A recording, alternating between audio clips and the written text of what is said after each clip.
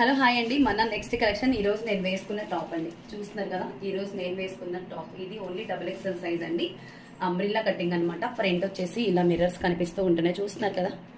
ఇటు వచ్చేసి బ్లాక్, ఇటు వచ్చేసి బ్లాక్, మిడిల్లో వచ్చేసి అండ్ మిర్రర్స్ అండి, చూస్తున్నారు కదా.